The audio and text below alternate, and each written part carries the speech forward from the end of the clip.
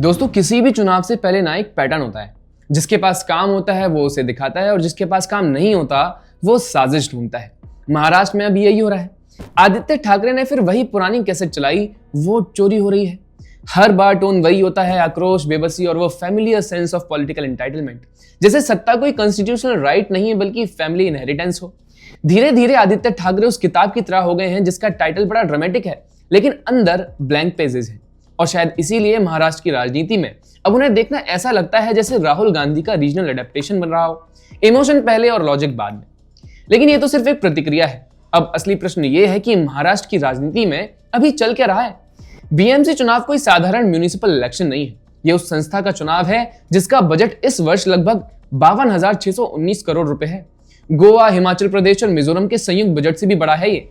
2012 में बीजेपी का आंकड़ा सिर्फ 31 सीटों था। 2017 में वही पार्टी 82 सीटों पर पहुंची, यानी संघर्ष नहीं बल्कि स्थान परिवर्तन।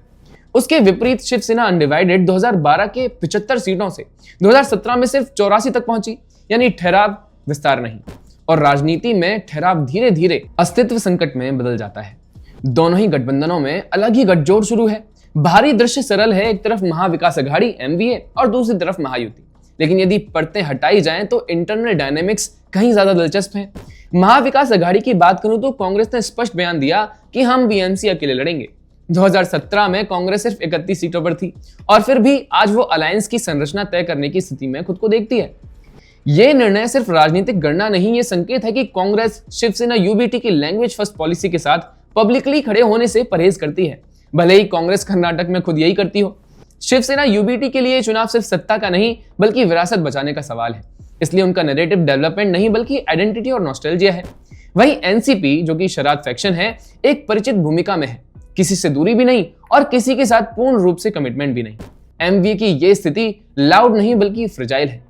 वहीं बीजेपी, शिंदे सेना और अजीत पवार की एनसीपी का गठबंधन बाहर से मजबूत और भीतर से नेगोशिएटेड सा लग रहा है। सीट शेयरिंग उनकी सच्चाई कहती है। बीजेपी इस बार लगभग 140 से लेकर के 150 सीटों की दावेदार है। शिंदे लेड सेना 70 से 80 पर सीमित है। अजीत पवार फैक्शन की महत्वता चुनावी गणित में प्रतीकात्मक ही है। 2017 में उनके पास सिर्फ 9 सीटें ही थी। इस तरह का इंबैलेंस इंटरनल स्ट्रेस पैदा करता है, लेकिन यह स्ट्रेस टूट का नहीं बल्कि स्ट्रेटेजिक हायरार्की का है। कुछ वार्ड्स में महायुति दल एक दूसरे के खिलाफ खड़े होंगे, खासकर भाजपा और शिवसेना। वहीं अजीत पवार के साथ में साझेदारी होने के बावजूद बीजेपी ने एक स्पष्ट सीमा खींची है। यदि Nawab Malik BMC campaign lead करेंगे तो हम साथ नहीं होंगे। इतिहास गवाह है कि भारतीय राजनीति में भाजपा हमेशा आदर्श और सत्ता साथ कम चलते हैं। यह निर्णय पॉलिटिकल कन्वीनियंस नहीं बल्कि मैसेज डिसिप्लिन है। बीएमसी सिर्फ शुरुआत है और इस चुनाव चक्र में महाराष्ट्र की राजनीति जमीन कहीं ज्यादा व्यापक है। पहले से तय 246 नगर परिषदें और 42 नगर पंचायतों के अलावा राज्य में 29 नगर निगम और 32 जिला परिषदें भी मतदान के लिए तैयार खड़ी हैं। ऐसे में दोनों अलायंस के मुद्दे क्या हैं? किस मुद्दे पर ये जनता के सामने वोट के लिए अपनी झोली फैलाएंगे? भाषा बनाम विकास, यही इस चुनाव का मूल संघर्ष है। ये विचारधारा की लड़ाई नहीं बल्कि दो बिल्कुल अलग राजनीतिक दृष्टिकोण की टकराहट है। एक तरफ महायुति है जो मेट्रो, कोस्टल रोड, हाउसिंग और वेस्ट मैनेजमेंट जैसे ठोस मायने योग्य विकास मॉडल पर चुनाव लड़ रही है, और एक ऐसा मॉडल जहां शासन, प्रशासन और डिलीवरी प्राथमिकता है।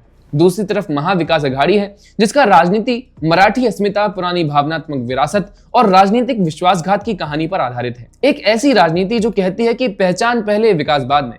यही कारण है कि यहाँ दो नैरेटिव साफ दिखते हैं। एक चुनाव को मॉडर्न गवर्नेंस की कसौटी पर खड़ा करती है तो दूसरा इसे आइडेंटिटी प्रिजर्वेशन की लड़ाई में बदल देती है। और दिलचस्प ये है कि कांग्रेस ने जब उद्धव ठाकरे की मराठी नैरेटिव ड्रिवन राजनीति से दूरी बनाई तो उसने संकेत दिया है कि वो भावनात्मक पोजीशनिंग से ज्यादा वोट ट्रांसफर मैथमेटिक्स समझती है।